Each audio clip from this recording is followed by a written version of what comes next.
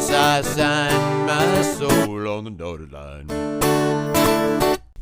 And I have 3 boys. That's what I've been doing with my time.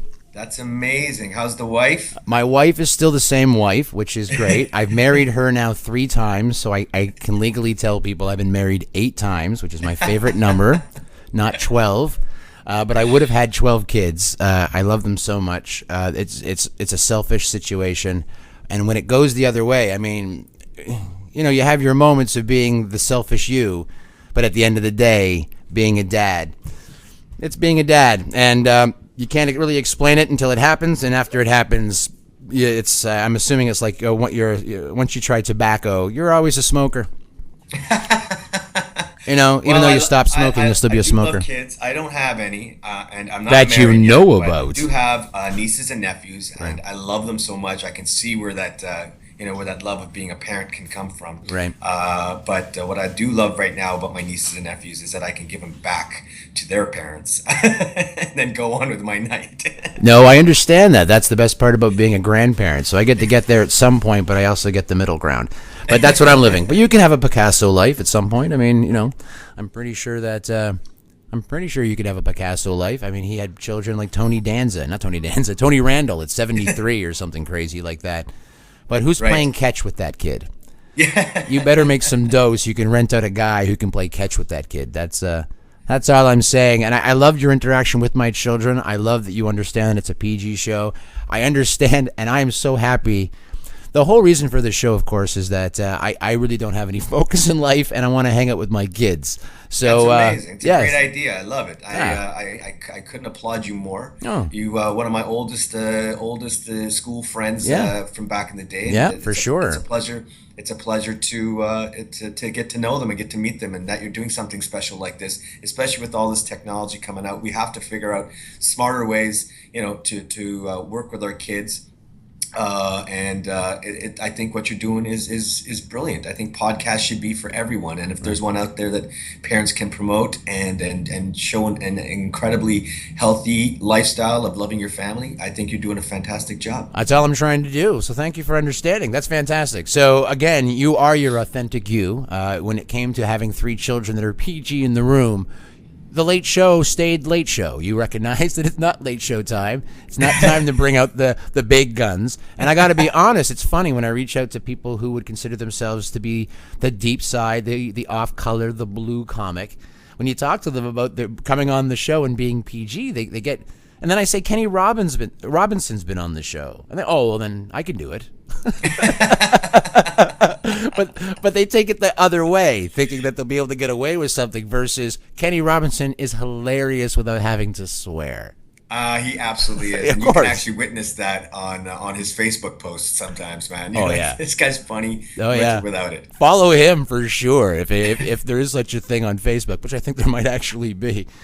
Man, goodness. But you are the authentic you on and offline. And that is another goal of this media where people can be catfished and pretend that they're a different person. And I like reinventing myself, don't get me wrong. But if you're my Facebook friend, you're my Facebook friend. I know you. I know you in life. I think a fan page, if I was accepting fans, I don't have a fan page, but I guess I kind of do. I guess the Palmcast Network is a business, but it's not set up like maybe it should be set up like a fan page so people can be fans of it, and I should try to get more communication, and I'm failing myself on social media. But at this point, I'm just reaching out, and I'm reaching out to you as you are the authentic you on and offline, which is fantastic. I love that you are you. So how is it going the other side? You make it sound very nice. I liked New York, but I had never been so lonely with 10 million people to the left and right of me.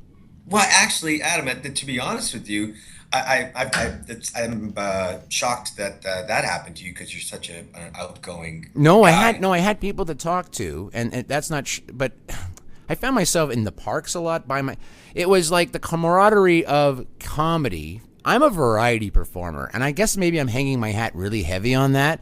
And I didn't find a variety stage when I got there. What I found was hardcore cutting people trying to do philosophy that may or may not be funny. Right. Like they're trying to find the humor and pushing the envelope so far And it's an experiment. The whole thing's an experiment. New York is an experiment where you're going to get a lot of pops and kizzles, and there's a big pot that you're stirring around, and things are floating to the surface. You're like, oh my God, look at that bubble over there. Pop! That was hilarious, but you have to get there through the work. And that's what New York is. It was a lot of. I didn't find my Circus Soleil. I didn't find my place to be the MC or anything. What I did love about New York was that it's an open banquet for if you want to do like, not hosting, because it wasn't really hostings per se, like auditions. You know what, Adam? Let me correct you there. There are two places in my story is from 1999. No, well, hang on a second. This has held its weight. Oh, good. On I'm happy to hear performance. that. But Times Square and Hollywood and Vine in L.A. Those are two places you can definitely be a variety. Oh, you're killing me. I'm talking about you're killing me. What I love about you is the setup and the punch. That's what's killing me. I had both happen at the exact same time. You set me up and then whacked me in the face. But what I like about New York, and being a guy with a guitar in hand. And even though I went to Just for Laughs as well with the not playing the guitar, I didn't play the guitar one note. I just had it on my shoulder the whole time. That was my Andy Kaufman. That was my salute to trying to do comedy versus trying to do parody, sing songs, and being an entertainer, which is what I am. I'm a host. I'm a professional host. I'm a professional entertainer. But as a stand-up comic, my philosophies. My parents never hit me enough. I am an outsider looking in as a Jewish person, but how many more Jewish comedians do you need? I mean, I think Jeffrey Ross is filling that void enough. I mean, seriously. I mean, how many more Jewish comedians? Well, New York's nickname is Jew York. Yeah, so, Jew York. And then I have to be honest, what I have to do in life is fill a hole. But if other people are filling that hole, I am unmotivated as a creative human being to do it. Gary Gulman, if you don't know him, I worked with him. I toured with him through a college circuit. Is one Gary of the funniest well. books. That's fantastic. Did a show with him, I think my well, then third month in. say hello. He's my Facebook friend. But my point being is that this guy he's the Jewy Jew that I would love to be. He is 6'9" and can say the craziest Jewy Jew things because he is 6'9". Well, and he's gorgeous. He is gorgeous. That man is gorgeous. So the things you can get away with and sell. But there isn't anything that came out of that man's mouth that didn't make me laugh. Well, the other night, Adam, it was so funny because he was picking on some people in the audience. Come on. Gary Gulman, he diverted from his... You know what? My story, again, is from when I was touring, 2002. Wow. Right. Okay, so hang on. Let me finish. Go. He was picking on someone, and they were Greek. He goes, "Oh, you guys are in trouble. You better hope this yogurt thing works out." And that was classic. That was great. No, thank you, Gary, for being Gary. Thank you, Gary. Yeah. And you... I mean, I don't want to bust your chops, but I call you the poor man's Russell Peters. And my favorite part of that is that you and I have a backstory to that, where you get pushed out of a genre because you come from the same back. It was ridiculous. I mean, look, with all his success, it can. No, but our story isn't through the success. Our story is almost pre-success. It's actually while he's actually almost in that venue of becoming that. And he showed some colors, I think. That's my personal call on that. Never you mind. Well, you know what? It's not that kind of cast. We're not slinging mud. So our styles are definitely different. I mean, yes. I can't do the audience work that he does, which is... No, I've seen you do good audience work, and you're putting yourself in a crazy place. By the way, when you're satisfied with a glass in hand, and you know there's no one running through the door that's going to call you on it, you're awesome.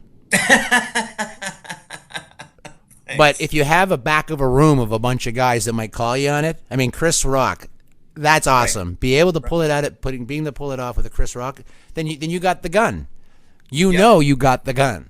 Yeah. No, listen, it's been overwhelming. Sweet. And I think that's, even at my age, I wish I had come to New York 10 years ago, but I think I just felt like it was my time.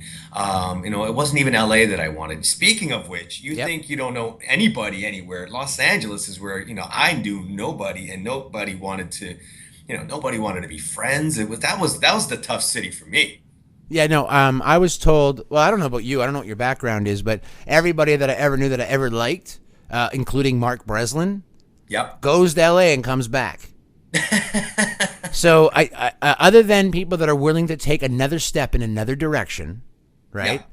You come back because Canada is awesome in Yes. so many places and so many. But New York takes it to another place. Like I said, if you are doing some form of experimental, I want to learn about myself and others and stand up comedy, it is a pool to be in. You want to be there. But if you want to make pilots and such, you want to be like the face of television.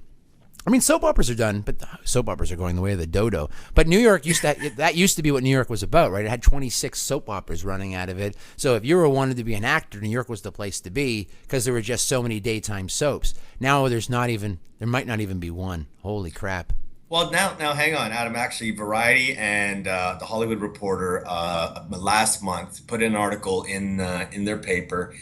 New York actually outdid production.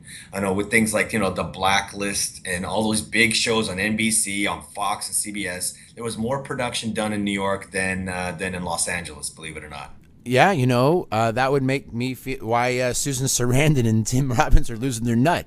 Yeah, okay. And Schwarzenegger. Now, right, all of all right, so everyone wants their production money back because that's how it is. I'm not going to LA. Here's what I don't get. Here's what I don't get. Yeah, go on. Obviously, Toronto and Canada, we did well because we offered what's called a tax credit. You would think the largest, state that has one of the, I thought the biggest industries, film and TV and movies, would have a better tax credit. And it's not that California won't do it. California, I don't know if they're talking about it now, which is why they're seeing so much loss. But New York has an incredible tax credit for filming in all of New York State. So the bigger companies in California aren't even Hollywood. It's all the tech giants. It's all the Silicon Valley people. Hold on. So you're saying the jobs that are being no, so but the world's being turned into graphic arts. Like there's not actually any actors anymore. No, not not like that. I'm saying, big productions don't have to be shot in Hollywood anymore, and a lot of other states and a lot of other provinces in North America are offering better deals for producers. Right. Well, we've lost some money here in Canada for that. I used to be able to make a movie in Newfoundland, and they would pay you $1.25 for every dollar you spent on your production in their town.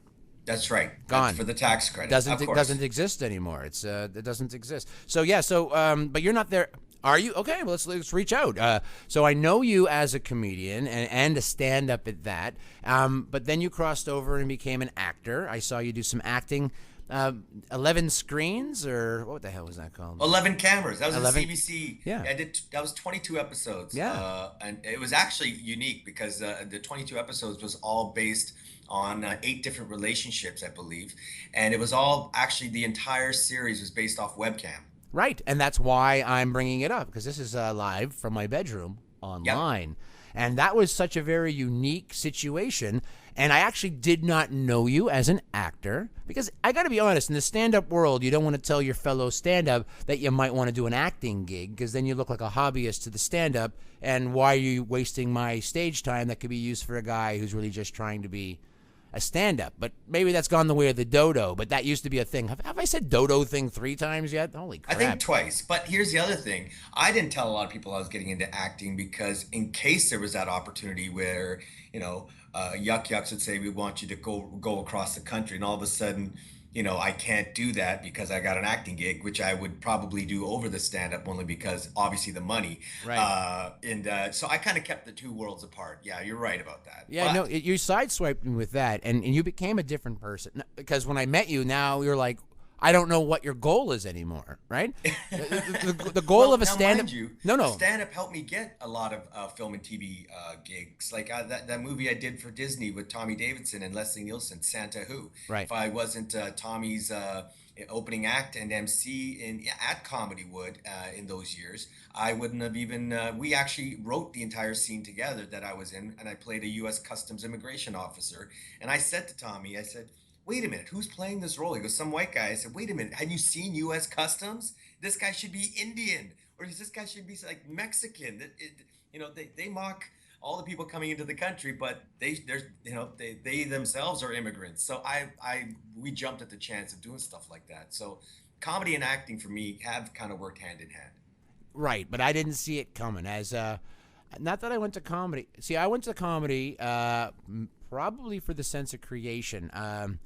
It was at some point it became very cathartic. Yeah. It's allowing you to do certain things, but I wasn't doing stand up. I was taking my energies and putting together your own show. You're your own producer, your own director, your own writer. You get to own all these things, and sometimes you could do other people's material offhandedly and call it a tribute or an homage, or then other people would call you a hack. And at that point, you're like, are you an entertainer? Yeah. Or are you this fascist, purist craftsman? Well, Get off my marble floor! I just polished it. hey, look. Let's just let's take a massive example. I mean, last night was one of the biggest nights in comedy. The retirement of David Letterman. David what? David who? I'm sorry. Now let's look at 22 years on CBS, right? Or even beyond that, the 30 odd years he 33, worked. yeah. Yeah, 33. How many times can you take a piece of comedy, you recycle it? I mean, the top 10 list for 33 years. I mean, there's so many ways of talking about the same thing and being different about it. That's where, I think a lot of times, when I'm Indian, I'm going to talk about being Indian. Black comics talk about being black. White comics talk about being Jewish. So I'm going to talk about things that I know that happen in my life. So, and if there's, another Indian guy's got a joke about a cheap dad, I mean, and I have a joke about a cheap dad, it could be two separate ways because, we all know that between Indians and Jewish people, money is a situation. But I think it's just, there is a level of talking about the same thing and being different, which sometimes you do get called out on. Or like recently, I'm sure you saw that whole Saturday Night Live where they may or may not have taken something from This Hour Has 22 Minutes. So, do you get called out on it? Do you get away with it? Those things, those things can be talked about points. But I do think there's a level of creativity by just being yourself and talking about the things you know. Well, that's 100%. I mean, Yeah. and actually, when I heard you being talked to with my kids, I thought it was funny when you were talking about your dad was your inspiration. And since now here in Ontario we have the harmonized tax, your joke doesn't really work with they tax you twice, and then and now I don't care how much harmony these people have, they can sing without my money. Yeah, I can't do that joke regardless, being here in the U.S. Now all my jokes are about the lack of healthcare and riding a subway because those things are my real life. Within my first year, the experiences I've had of both, and the pride I have about being Canadian and the great things we have up north. And a lot of times, what's so funny is I'll tell people I'm new to the U.S. and they're like, "But you don't have an accent," and it's incredible how many people or American citizens forget that there's this tiny country, above them that where we do speak English. So I've been doing that a number of times. Yeah, we are the fourth largest country, so let's just keep that real. It's a problem. It's a problem, and I do like to call it the little country. I think John Wing Jr. said it best. I'm from Canada. That little. I love that town. That sums up exactly Canada for me, and I love to tell that joke, and I don't think John Wing Jr. gives a rat's. So there's how that goes. I really don't think he does. He's been on the show as well. He is clearly somebody who made my life more interesting because he plays a guitar and he did it well, and he created a character and moved forward. And he also moved to the United States, married that way, and he does but he's in L.A. Yeah. He's in L.A. and he would tell anyone that wanted to go to L.A. that you may have felt the way you felt because you were supposed to be there when you were 19. Right. No, that's his thing. He said the earlier you can get there, the better. The later you get there, the more resistance there is because why would you put money into a horse that you're going to have to shoot in 10 years? True, but I mean, look, at the end of the day, all the people winning Oscars are older than us. Right? You're not wrong. You're not wrong. Now, I'm always looking for the long game. I know I'm setting myself a foundation to stand up on to hopefully work from. I'm always trying to come from a place of peace, even though that is not always the easiest way to walk down a road. So I'm really enjoying reaching out using this online privilege. And I'm calling it a privilege because I got, in the last 2 months or 3 months, I've learned a story about how they want to make the internet 2 levels, where one will be like the NBC and the ABC of the internet, and you'll have to pay a certain premium to have access, and then the other one will be where your adult entertainment would be. Right. Okay. No, absolutely. Look, on the online world, the even now when I talk to people who are trying, like with big advertisers, they need to find a way, like with the cross screen with their mobile and tablets, and the way people are engaging in day-to-day lives. Like your kids are going to have phones, your kids are going to have phones. Technology is changing faster than we can build it, and there are you cannot avoid the internet. You cannot avoid your mobile or tablet. So it is the way of the future, and the robots are coming, my man. Right, but here's the idea. So because I have the slowdown process as something I would like to call childhood, Yes. okay, and like you're just saying, the world of technology seems to be speeding up the adult world. There Yes. still needs to be a process for a child to be able to learn how to use the same word, which is process. And a Right. child, I love technology, and I love that technology is telling me that a male brain is not fully functioning until it's 26 years of age. 26 years of age is a male, 18 for a female. And Right. this is a true story. So when you say, what's this 18-year-old doing? What's this 24-year-old doing? They Right. truly are just learning and processing. So the more exterior stimulation that makes them not use their stimuli, brain, and synapses nerves, we're doing our children and our youth, anybody under 26, a misjustice, a disservice, a problem for them to be able to survive. If you cannot write in script, you cannot read script. So That's now true. they're taking script out of our curriculum, and now children will not be able to read writing. One of the W's has been ripped out, and I think they were pronouncing it with an R for this long anyways. You have fully analyzed that entire situation, which is hilarious. Yeah, I'm just happy to talk to you about it, and then I get to listen to it later, which is half the battle here. That's another reason why I want to record this. Jazz, we were going to have this conversation anyways. At some point, we were going to talk. I wanted you to meet my kids. I wanted to have a conversation about New York, acting. What in God's... Are you still with funny business? We'll get there in a second. I talked to Mark Breslin. He almost made me cry. Have you heard that, cast? And I'm now doing this every Friday night launching. And I'm having an interesting time. I'm now 11 years in doing television production for Out There with Melissa DeMarco. I'm now the director, but I'd rather be her executive assistant just so I can learn every aspect of the business from a creative person who has been in the business of 20 years and doing it well. Fantastic. I'm Yeah, so glad to hear it. Yeah, she is the female. She's the female Oprah, but she doesn't have her own network. Or she is actually the Louis C.K. of our entertainment world because she gets no notes from network. Wow. Yeah, Well, we produce shows. Look, there's a sad story today that I heard about an actor and a comedian, and he's Muslim actually, and he decided he wrote a long rant about how today is the day that he quits what he loves the most, trying his best, saying that the business actually hurt him because it's as much talent or time he put in dedicating his talent. He feels that big networks over in Canada or even here in the U.S. are working for the client, not working for the actor. And after years of trying, he decided to give up. And I do think that diversity has got to be key and more important for producers to kind of look at and understand. I mean, there's only so much you can put a person who's East Indian with an accent on TV. We are your doctors, we are your lawyers, we are your cops, we are all that. We are five friends that live, in one apartment for 5 seasons, and we are those people.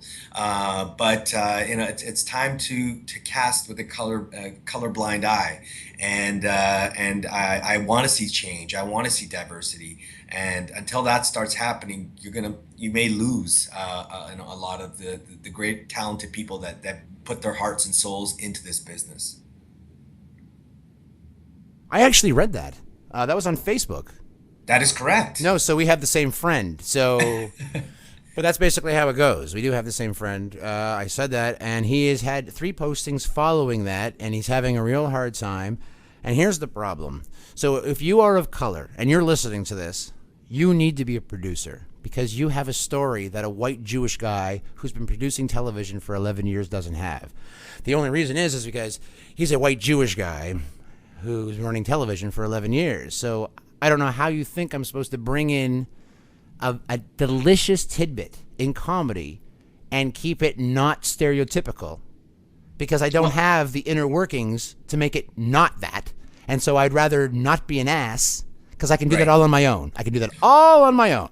And I encouraged parents of all color, I know East Indian, Black, Jewish, Hispanic. Listen, if you're listening, parents, you need to take interest in the arts with your child. East Indian parents, stop thinking that they're all going to want to be doctors, lawyers, engineers. How do you know your kid can't play the piano or the guitar or sing? Or get up on stage or be the next Oscar winner. Because I can tell you, there's some part of your child that wants the arts in some way. Again, I agree. The problem, of course, the doctor and the lawyer are going to make more money than the other people because in our business, you're a scratch and lose lottery ticket. So I'm actually not too sure what I'm pitching for these kids other than if you are going to go out there and try to do it yourself, I like to add to the Jazzman story, is try to produce it yourself, to create your own vessel so you can also have the things you need to have a sweet life and make your life surrounded with good people, but tell your stories, to tell your authentic stories. So if you're the writer and you want to write these stories, you still need to be the producer or director or another hat to make sure these stories get told. Don't just stop as writer.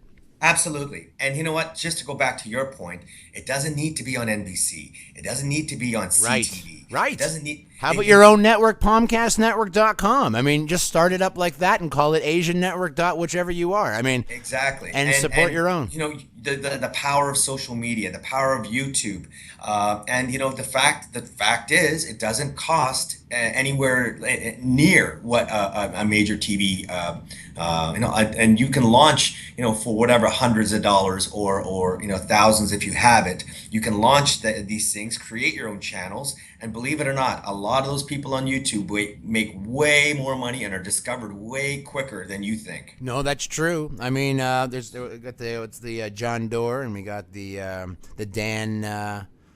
What's his name? Dane. Sorry, Dane Cook and Dane Cook, absolutely. A million hits, and there you are. He has a career. Yep. Yeah, but online is where these people survived. You know what? Doing stuff on your own. Now, here's the thing. You're allowed to be a hobbyist at everything, and to tell your own story doesn't mean you have to delve in feet deep. But here's the thing. If you are an actor out there and you think there's not enough stories being told for you, exactly, Jazzman's story works for me. Be your own production company. Get it done. Get a bunch of people together. Be Mickey Rooney. Mickey Rooney? I think that's right. Not Mickey Rourke. That'd be a weird... Don't be Mickey Rourke. Be Mickey Rooney. This is a better show that people should go to and feel like, I think I feel good. I feel good about that. I don't feel like killing myself or others. Yeah, so Mickey Rourke, Mickey Rooney. Yeah, so be a show and dance guy and be positive with your story and move forward. I mean, I'm actually not too sure. I mean, again, I have to apologize. I would love, and I've been pitching for the last 4 years, the concept of doing something in India, honestly, because it's a great audience. I mean, it's there for the plucking. Bollywood is a Hollywood phenomenon. It's its own business. They make their own industry. I'm excited to take anybody from their own culture and introduce them to their own culture. I'm happy to do that. But at this point, I'm in Canada introducing Canadians to Canadians again. And it's interesting. Kenny Robinson is not Kenny Robinson. You don't know him, but you do know the Nubian disciples of Richard Pryor.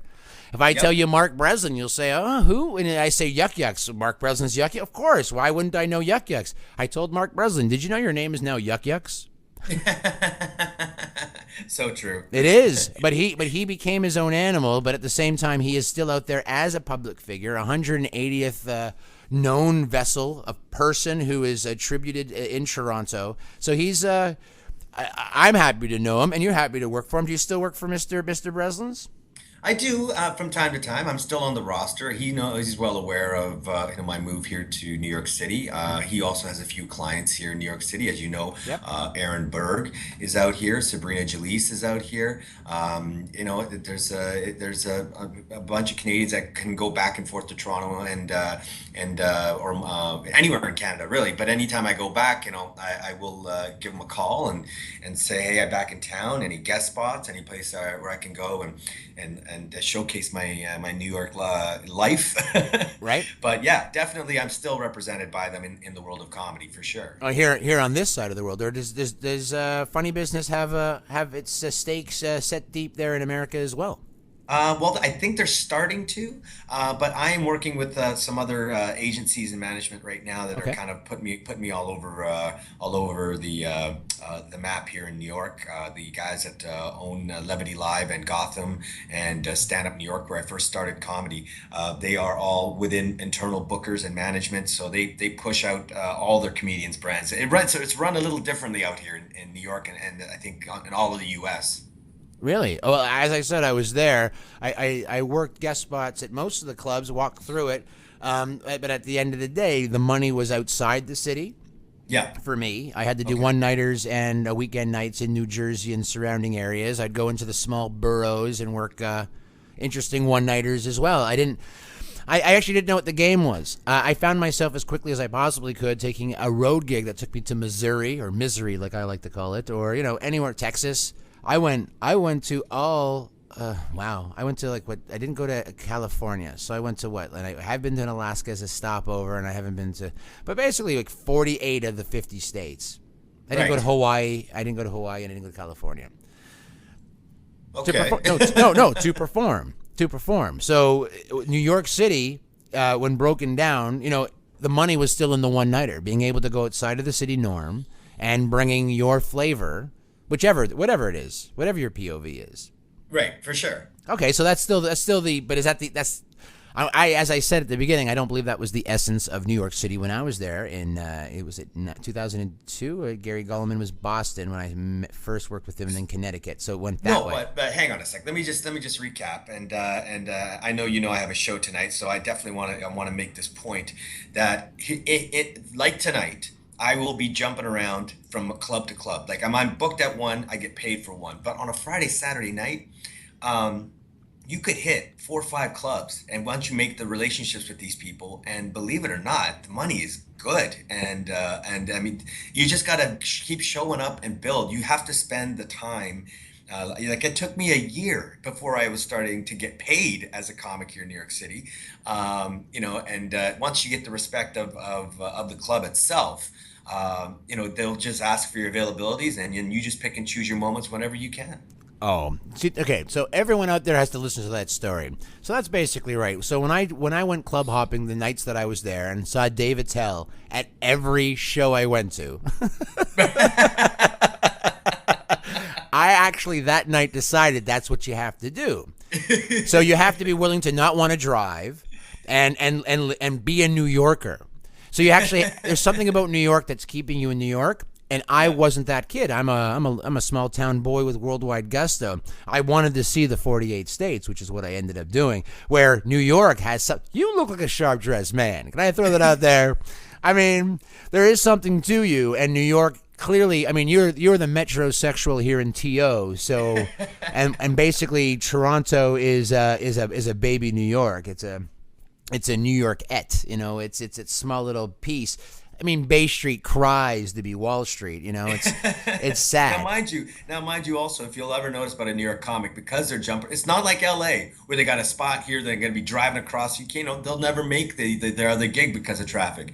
But here, you can jump to 6 clubs if you know the subway system, Yeah, I know. and that's why no comic. It's very rare for a comic who's got a paid spot that he'll watch other comics. He'll come in, do his thing, get paid, get out, just to get to the next spot, which might be 5 blocks away, 10 blocks away. Do another gig and go. And you mentioned Dave Attell.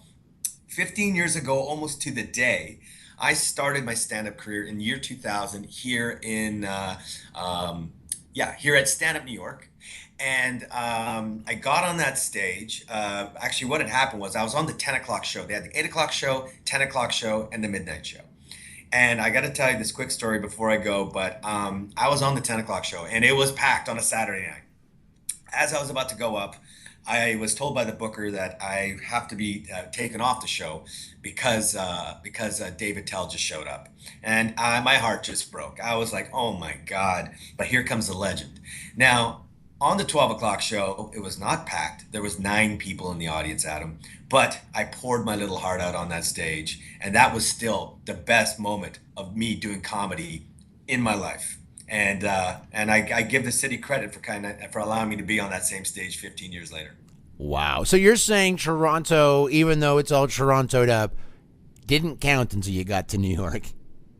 Well, yeah, I mean Toronto was great, lots of friends in comedy, but I just got to say I've achieved more in 1 year here than I ever did in Toronto. Okay, guys. I have to. Hello? Yeah, we're right here. Okay.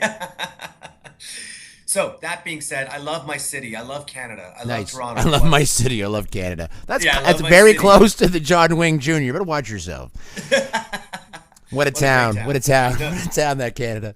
yeah, I love Toronto. Oh, I okay. love Vancouver. I love my homes. Right. I love Canada. I just say for someone like me who would only dream about working with people like these, to actually be working with people like these, this has been a dream come true. Okay, well, you're going to be working again and again and again. There's no doubt about it. And when you're back in the sea of the A, or Canada, like they like to call it, like circus, because it's got a soft sea.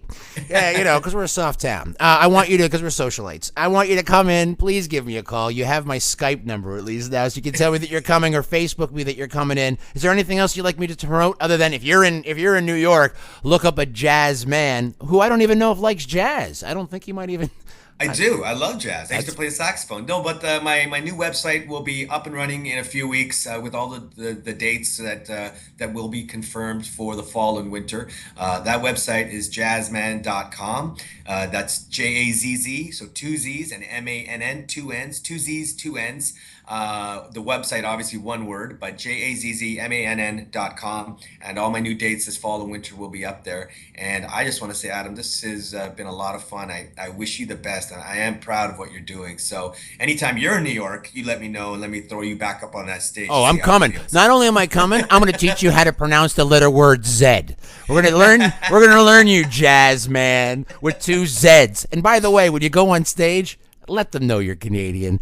Always do. JAZZ, baby. Well, ZZ would tell them. ZZ lets them know who did he get brought up by. Well, thank you but very if I- much for your but time. If I want to get paid, I have to say ZZ. All right, I want to say goodbye to you, of course, without the recording, and let you go off. And thank you very much for your time, Mr. Jazz with the Zeds man. Thank you so much, Adam. Canada, I love you, miss you. Peace. God bless. Good night. All right, we're now off the air. Man, I'm excited for I'm excited for your success. Yes, I signed my soul on the dotted line.